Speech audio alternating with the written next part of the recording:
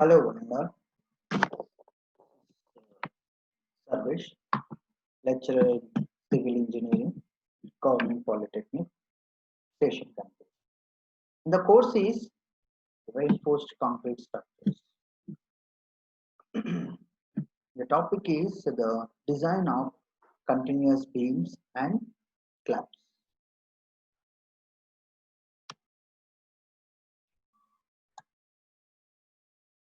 The objectives of this lecture is after completion of this lecture, you are able to know how to design a doubly reinforced continuous beam by mini state method as per IS 456 2000. And just recap what we were discussing last class. In last class, we have designed a singly reinforced rectangular continuous beam by limit state method as per IS 456 2000, and we have determined the bending moments and shear forces based upon the method proposed by IS 456 2000, and we have calculated the shear forces and we have designed the shear reinforcement throughout the length of the beam based upon the given data, right? And at last we have checked for deflection also by stiffness factor, that is L effective by D ratio, right? So this is what we were discussed in last class.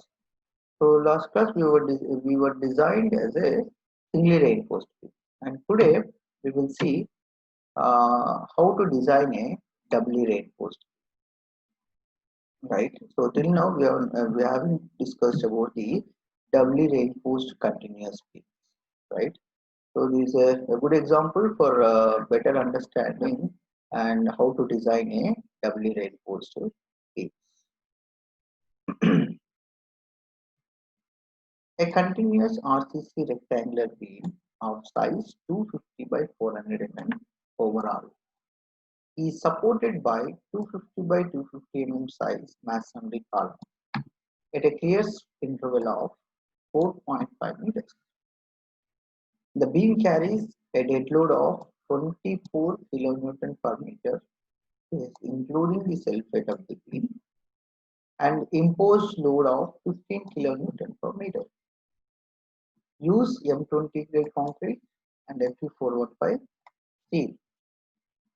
Design a reinforcement for support next to the end support, right?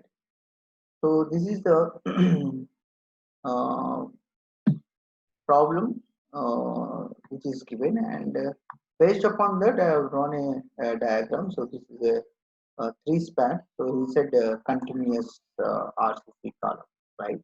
So this is clear span is 4.5 meters. All spans are equal, and support width is so this is supported on a masonry column of size 250 by 250 mm. That means the support width is 250 mm, right? And as I told earlier, before using the coefficients, that means the bending moment coefficients and shear force coefficients which are proposed by the IS 456 2000, you need to check whether the present problem is uh, uh, useful to apply those parameters, because whatever the method or coefficients which are proposed by the IS 456 2000 has its own limitations. That means the coefficient should be applicable only for the beam should consist of minimum three spans, and it should consist only aerial loads, and the third one is the difference between any two supports. The difference between the any two supports should not be greater than the 15% of the longest span in the beam, right? So these three you need to check before using IS 456 2000 coefficients for determining the shear forces and bending, right? So here that is where it is not mentioned in the problem, but it is clearly said that the interval is 4.5 meters. So that is why I have to obtain minimum three span. right? So just write down the given data, whatever the data is given. The first is clear span is 4.5 meters, width of the beam is 250, and overall depth of the beam is 400 mm. So therefore assume an effective cover of 4. This is I am assuming the effective cover is 40 mm. Therefore the effective depth becomes as 400 minus 40, that is 360. And width of the support it is 250 mm, right? And FCK is 20 Newton per mm square, and F of Y is 450 Newton per mm square, right?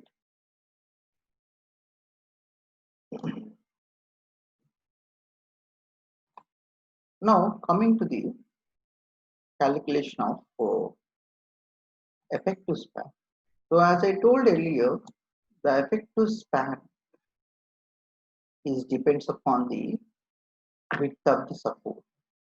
That means if the width of the support as per IS 460,000, if the width of the support is less than the L by 12 of clear span, then the effective span should be calculated same as your simply supported. If it is greater than L 1/12 of clear span or 600 mm, whichever is lesser, and the effective span should be calculated in other method that is proposed by AS460,000. So before going to calculate the effective span of the beam, we need to check whether your width of the span is less than L 1/12 of clear span or greater than. So the 1/12 of clear span here, 1/12 of clear span, that is L by 12, so 4500 by 12 equals 730, sorry, 375 mm. And the width of the support is 250, so which is less than the L12 of clear span. Therefore, you just calculate the uh, effective span same as your simply supported beam. That means it is the least of these two. That is center to center distance between the supports or clear span plus effective depth, whichever is less. So here the clear center to center distance between the supports is 4.5 plus 0.25 is 4.75 meters, and clear span plus effective depth, that is 4.5 plus 3.6 get 4.86 meters, right? So out of which you need to consider the least of these two. So which one is least? This one is the least, that is 4.75 meters. Therefore, my effective span will become as 4.75 meters, right? So like this, you have to calculate the effective span. Next is load calculation. So here, the dead load is already given, which is already included in self weight of the beam, right? So this is fixed. So that is 24 kilonewtons per meter. And imposed load, which is not fixed, is 15 kilonewtons per meter. Then determine the factored loads by application of partial safety factor for load. And as per IS 450-60,000, the partial safety factors for loads, for dead load and live loads is 1.5. So therefore, the factored imposed load fixed is 24 into 1.5, that is 36 kilonewton meter. And factored imposed load for not fixed, that is WUL equal to 1.5 into 50, 22.5 kilonewton meters, right? So after determining the factored loads, we need to determine the bending moment, right? So one thing you need to observe here, as we the difference between the earlier problem and this one, that means singly reinforced beam, the dimensions are not given. So in first step, we were assumed the dimensions of the beam. That means the depth of the beam is some range, that means L by 15 to L by 20, whatever it is, based upon this thickness criteria. Then we have calculated the effective depth, then we have assumed the effective power, and we determined the overall depth, and we have assumed the width of the beam.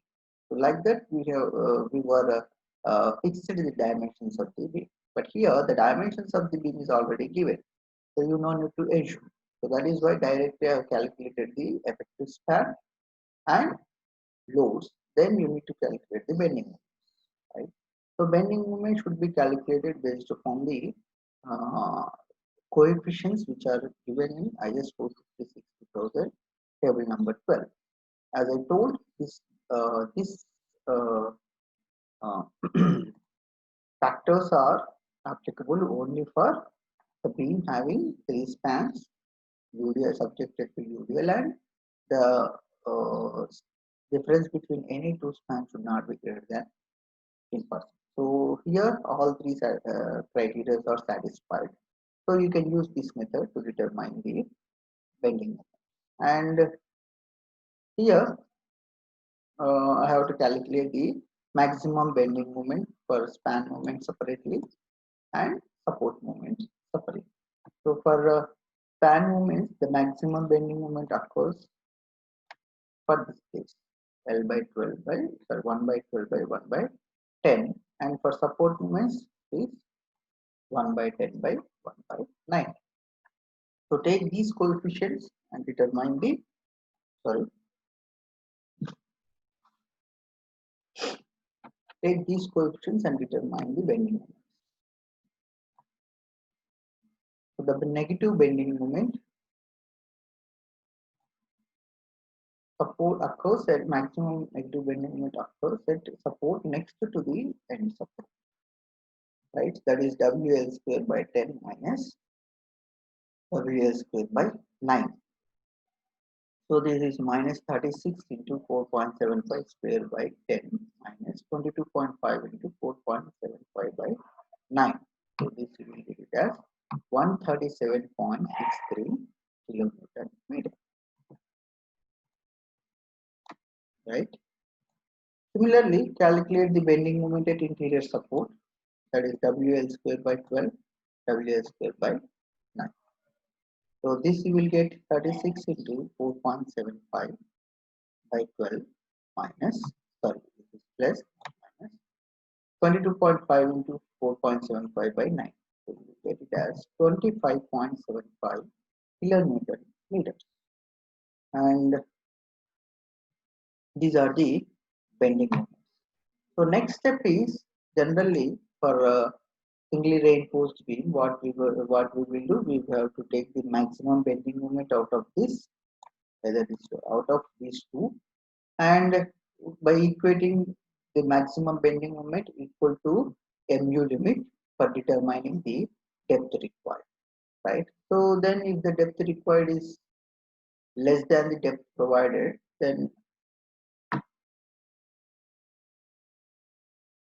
depth required is less than the depth provided, then I can say that the beam is safe. That means whatever the dimensions I have given are safe to are enough to resist the bending moment that developed within the beam, right?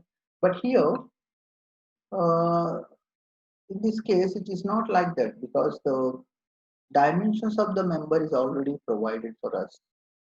Then what we have to do? So what we have to do is we need to determine the mu limit, that means limiting moment of resistance, that means the moment of resistance corresponding to balanced section, right? Then you can compare with this the bending moments which are developed within the beam with respect to the mu limit and considering as a singly reinforced, because at the starting we don't know whether it is a singly reinforced or doubly reinforced, right? So assume it as a singly reinforced beam and determine the limiting moment of resistance. Then compare it. So based upon that, you can take a decision, right? So for that,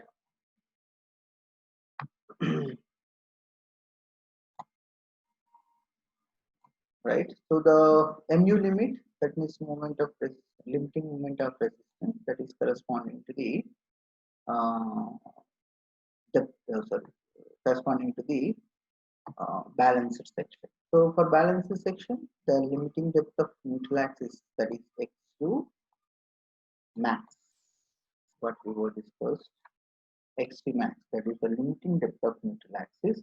As per IS 456-2000, this is 0.480b, right? So if you substitute corresponding to FE415 for FE415, the extreme max by D value as per IS 456,000 is 0.48D.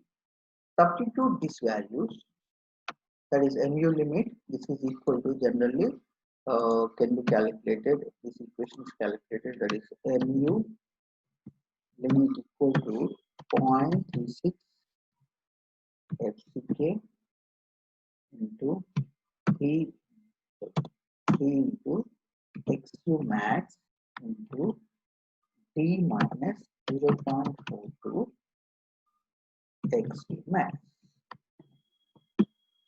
right? So if you substitute the values in this equation, that is x2 is equal to 0.48 t in this equation, wherever x2 is there, x2 max and x2 max. If you substitute this 0.48 t, and you will get this equation, very simplified equation, right? So use this equation, and I have determined the limiting moment of resistance, that is 0.138 into 20 into 360 square. So from this I got the limiting moment of resistance, which is corresponding to singly reinforced beam, that is 89.42 kilometer meter.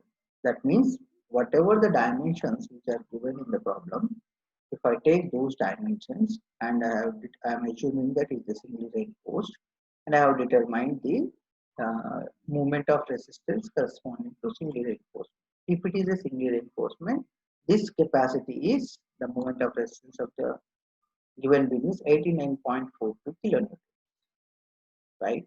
But what is the actual bending moment developed within the beam, the maximum bending moment? That is,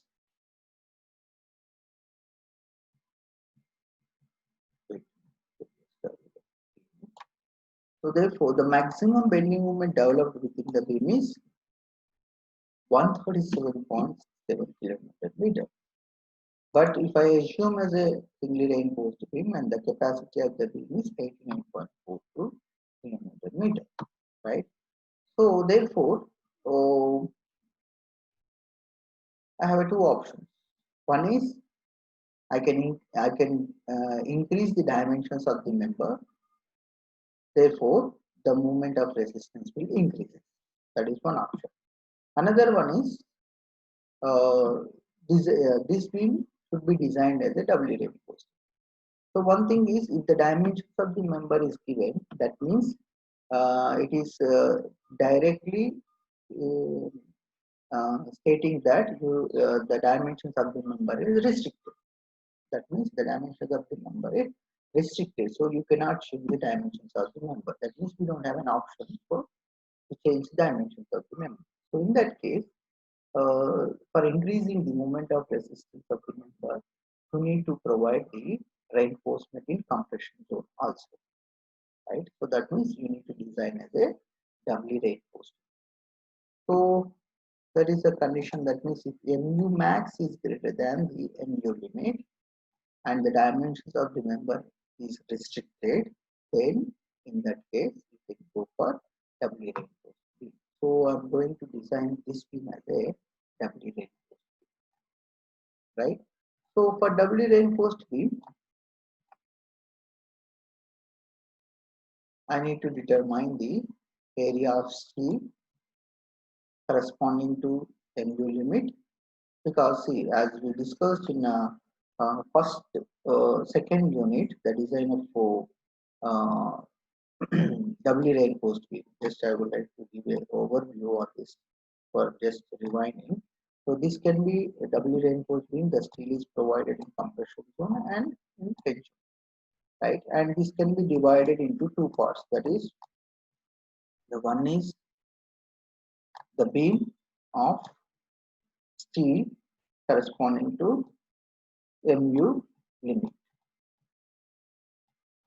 right? So for this is AST1 plus next one is no concrete, only steel at compression zone and steel at tension zone. That means this is AST2 and this is called as ASC, that is area of steel in compression zone. So whatever the steel AST1 is nothing but the area of steel required corresponding to MU limit. AST2 is the area of steel required corresponding to the whatever the extra bending moment, that is corresponding to MU2. What is MU2? MU2 is equal to what? What is the MU minus MU limit? That is, this one is the extra bending moment, right? To resist this extra bending moment, I am providing extra steel in compression zone, sorry, in compression zone as well as in tension zone. That is AST2 and A of SC, right? So these two should be calculated based on corresponding to MU2, and AST1 should be calculated corresponding to MU limit, right? So same thing I have calculated here. That is for calculation of AST1. So by equating compression force equal to tension force. So remember, you need to use Xc max only. Why Xc max? Because we are calculating the steel corresponding to MU limit, right? So these things are very important. So don't confuse it, right? So that is 0.36 FCK V Xc max equal to 0.87 F of phi into A of ST1. So here A of ST1 equal to, just substitute this should come here 0.36 FCK BFC by 0.87 F of phi. So as I told just now, for a Fe415 steel, the Xc max value is 0.48, right? So there is 0.36 into 20 into 50 into 0.48 into 360 by 0.87 into 415, we will get AST1. This is AST1 is 861.5 square. So this is the area of steel required corresponding to MU limit, right? So I would like to keep it like this for next slide also. This I would like to keep it.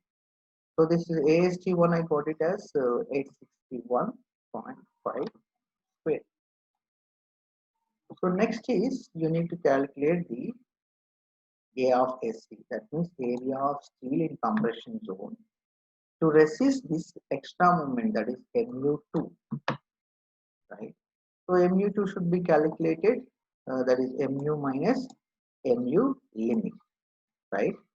So that MU2 is equal to 137.63 minus MU limit is 89.4, 48.21 kilonewton meter. And this MU2 is equal to, see, this is the bending moment, right? MUT is nothing but that means the compression force into lever arm. That lever arm is here, the distance of lever arm is D minus D dash. All we were discussed very detailed in our second unit lecture. So if you want have a clear picture or detailed explanation, you just see those lectures, right? So this is D minus D dash, that is a lever arm. So this is D minus D dash. Or you can, this is 0.87 F of Y into AST2 into D minus D dash. That is also fine. But here I need to calculate A of ST, that is area of steel in compression zone to resist MU2. So, but here another thing is F of ST, that is the stress in compression steel, which is depends upon the strain at the level of compression steel. That you need to calculate, but there is a simplified method proposed by SP60, that is d dash by d code based on d dash by d value. So if d dash by d is equal to here 40 by 360, put it at 0.11 and go to SP60. for calculation of yeah, go to SP16 for calculation of this A of SC. So yeah, from this table you can easily determine the f of SC value. So my value is 0.11.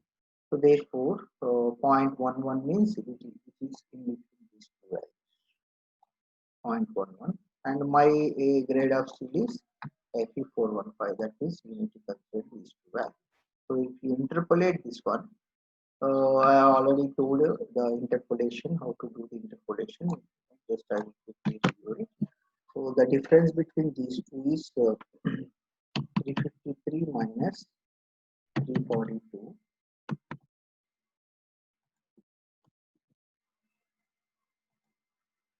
right, into by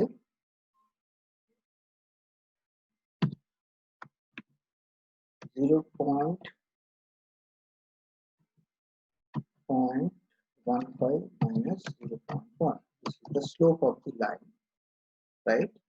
Into, you can come from this to this or this to this. So if I want to come from this to this, then here the 1.11 minus 0.1, right? So that means whatever the value I need is. So I am coming from this to this, then the value is decreasing. Therefore, this is 353 minus this value. So if you do this one, you will get a value of 350.8 Newton per square. So this is the f of SC value by interpolation. So use this value and determine the area of steel required, right, in compression zone. That is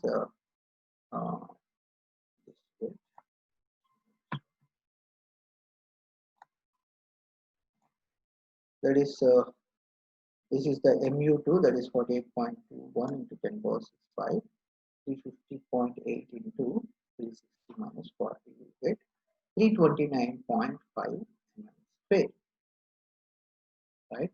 This is the area of steel in compression zone to resist the bending moment of mu2, right? So assume 16 mm dia bars, therefore number of bars equal to A of SC by small a of SC, that is area of single bar. So 429.5 by 201.062. So you will get that is 2.19. So 60 bars, right? So this is the area, number of bars required in compression zone, right? Similarly, determine the area of steel required in tension zone. So for that, we have already calculated AST1, right? Yeah, AST1 is required this one. So you need to calculate AST2. What is AST2? AST2 is nothing but the area of steel in tension zone required to resist Mu2, right? So this is Mu2, this is AST2. So that can be determined by equating the compression force equal to tension force. That is the additional steel required to resist additional bending. So f of SC into A of SC equal to 0.87 f of phi into A of ST2. So why I am using this one? Because here I know the values of f of SC and A of SC. Right? If you don't know these values, you can use another formula, that is mu2 is equal to 0.87 f of phi into A of ST2 d minus d dash. So if you don't know these values, you can use this formula to determine the A of ST2. So Either values you can use, you will get same values, right? So here,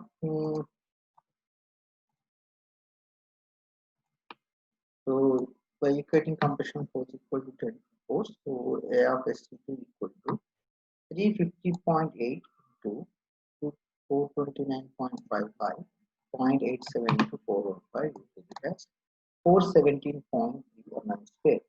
So this is the additional reinforcement required in tension zone to resist additional bending, right? So therefore, you just calculate the total area of steel required in compression zone. That means AST1 plus AST2. So here,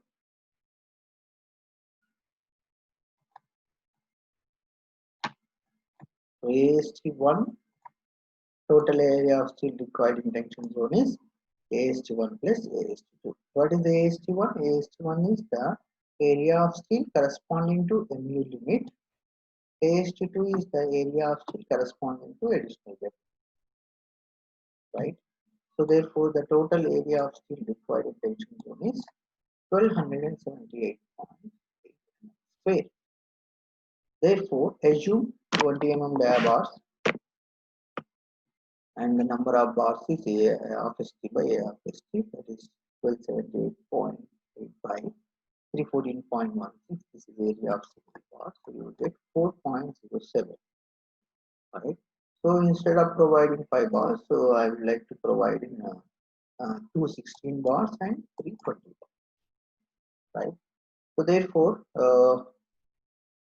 provide 320 mm dia bars and 216 mm dia bars as tension reinforcement. But before deciding that, another thing also you need to check, that is area of minimum area of steel and maximum area of steel, right?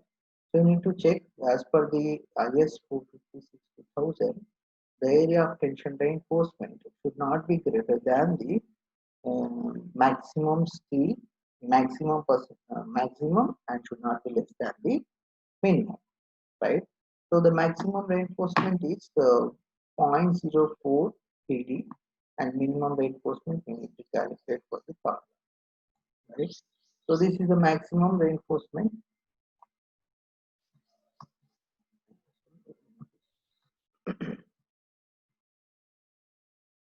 Right. So this is the minimum reinforcement in tension zone, that is 0.85 BD into F of 5. So 0.8, so sorry, this is not 87, 0.85. So 0.85 into 250 into 360 by 415, you get 188.7 square. And for maximum steel is 0.04 into BD, that is 4000 mm square. So whatever the reinforcement you are providing, that should be greater than the minimum and less than the maximum, right? So let us check whether your reinforcement is satisfying the IS 456,000 guidelines or not. So here, the total area of tension reinforcement provided is 1344.6 mm square, and which is greater than maximum and less than which is less than maximum and greater than minimum. So it is satisfied. So both the cases it is satisfied, right? So therefore you can provide the reinforcement whatever you are calculating. So here, similarly, the provided area of steel tension zone is 1344.6, and provided area of steel in compression zone is 603.2 mm square. So like this, you need to determine the area of steel in tension zone as well as compression zone for doubly reinforced, right?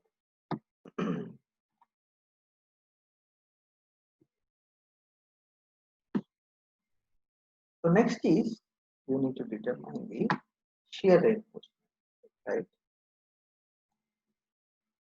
Coming to the design of shear reinforcement. So for that you need to determine the maximum shear force. So that can be determined for, for continuous beams. The shear coefficient should be taken from table number 13 of IS 456-2000. So instead of calculating shear forces in different places, as I told earlier, based upon the coefficients, you can easily identify where you will get the maximum shear force. So from this, you can observe where you will get the maximum shear force. So this is zero point 0.4 and 0.45, 0.55 and 0.6, 0.5, 0.6 and so obviously these coefficients are higher than others, so you will get the maximum shear force. So I'm directly calculating the maximum shear force instead of calculating all the shear forces for reducing the time and calculations. So therefore, the maximum shear force occurs at support next to the end support outer side. So that is 0.6 into W using the value plus this is and 0.6 not 0.6, 0.6 into W using the value. So if you substitute the values 0.6 into 36 into 4.75 plus 0.6 into 22.5 into 4.75. So here you will get 166.725 kilometers. Right? This is the VU, that is factored shear force, maximum factored shear force. Then as per IS 456-2000, we need to calculate the nominal shear stress, that is tau B. Tau B is equal to VU by B. So VU is 166.75 into 1000, that means I'm converting into kilonewton to meter by 250 into 360. So the nominal shear stress is 1.853 Newton per mm square, right? So then you have to calculate the tau c, that is the shear stress in concrete, right? Now the shear stress in concrete depends upon the grade of concrete and the steel provided in tension zone.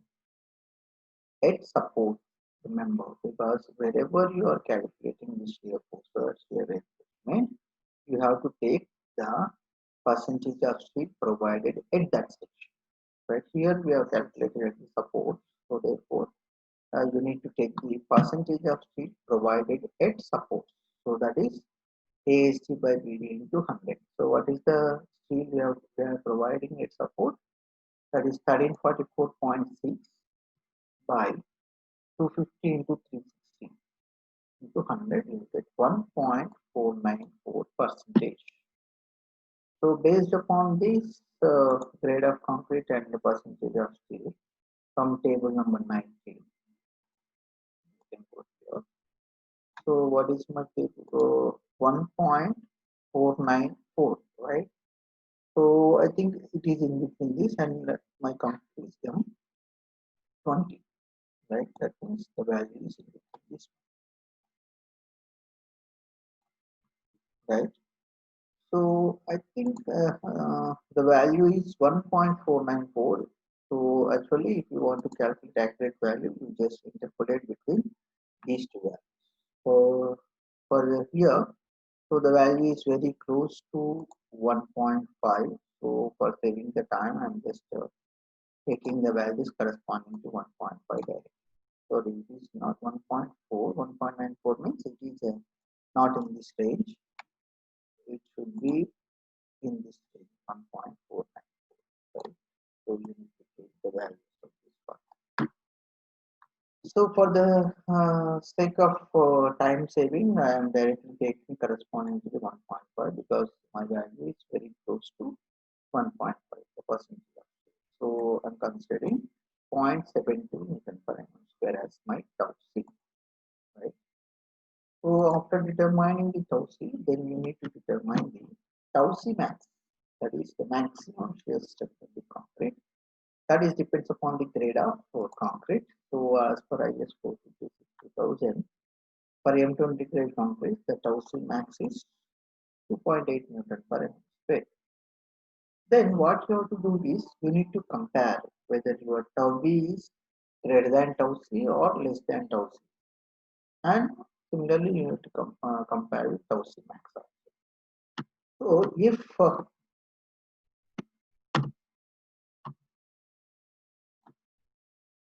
right, if so here the my value is 1.8 something, right? So tau 1.85. So tau b is greater than tau c, right? 1.853 is greater than 0.02, and it is less than 2.8 Newton per mm square. So therefore, you need to provide the reinforcement, shear reinforcement. So that means we need to design the shear reinforcement, right? So hence, design the shear reinforcement. So for designing of shear reinforcement, first we need to determine the VUS. That means whatever the shear force remaining. That means so already concrete itself has its own shear resistance that should be calculated. That is tau c into BD, right? And overall shear force is VU. So VU is equal to VU minus tau c into BD. We will get it as 166.75 minus 0.72 into 360 into 250 by 1000. That means converting into meters, kilometers. So that is 101.925 kilometers, right? So here you need to design the shear reinforcement to resist this much of shear force. Right? You no need to take design for total 166 because the concrete itself has its own shear resistance. So whatever the capacity of shear, you just transfer that load, and remaining shear force you need to design shear rate, right? So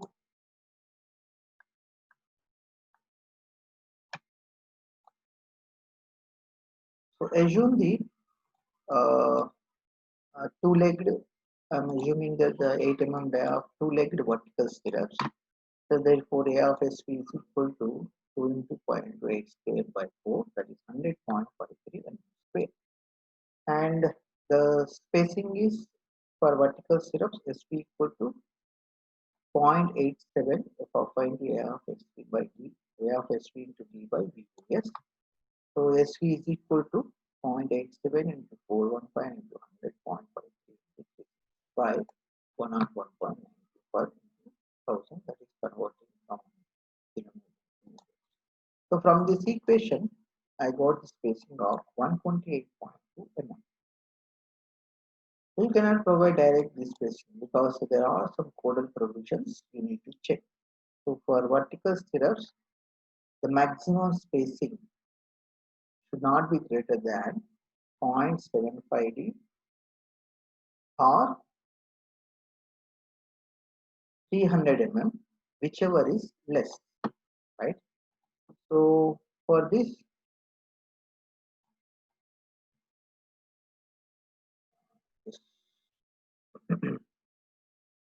so this is what I got it, 128 mm, and 0.75D is 0.75 into 360, you will get it as 270 mm, and this is 300 mm. Hence, provide 8 mm dia, two-legged vertical stirrups at 120 mm center to center.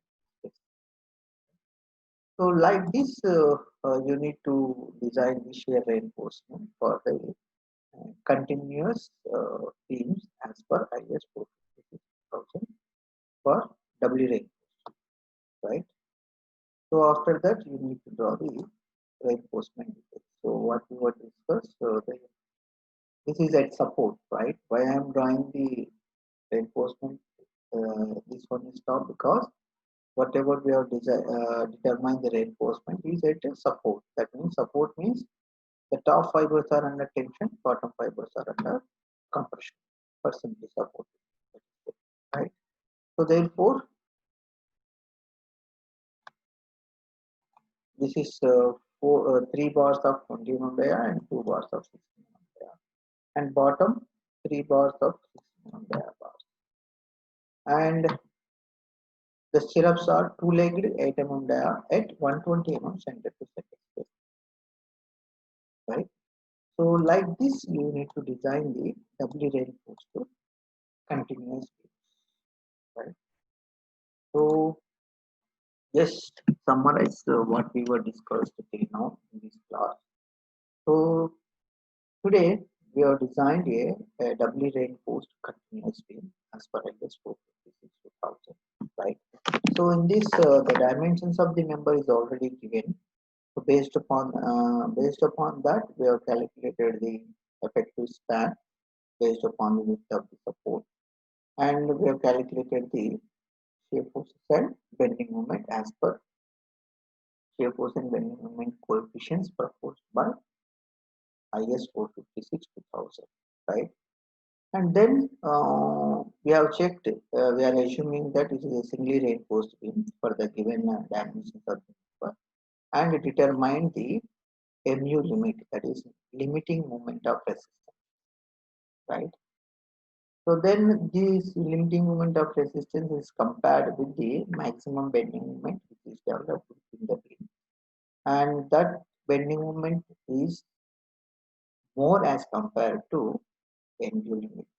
So therefore, we have two options in this case. That means one thing is we can increase the dimensions for increasing